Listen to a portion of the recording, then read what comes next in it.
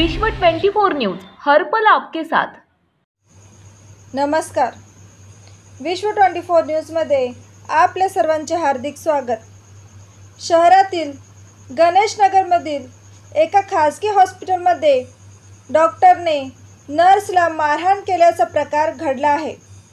या प्रकरणी नर्सने शहर पोलीस स्टेशनमध्ये तक्रार दाखल केली असून पोलिसांनी मारहाण करणाऱ्या डॉक्टर विरुद्ध गुन्हा दाखल केला आहे।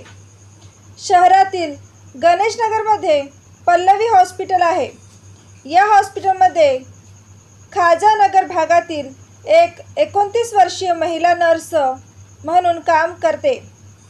8 ऑक्टोबर रोजी रात्री 11:15च्या सुमारास रात्रपाळीच्या वेळी ही नर्स कामावर असताना एका रुग्णाला सलाईन चालू होते।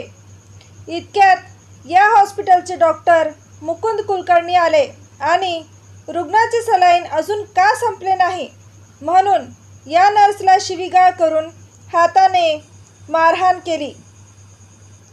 या शिवीगाळ आणि मारहाण प्रकरणी सदर नर्सने शहर पोलीस स्टेशनमध्ये धाव घेतली असता पोलिसांनी डॉक्टर मुकुंद कुलकर्णी विरुद्ध भादवी कलम 323 आणि 504 नुसार गुन्हा दाखल केला आहे।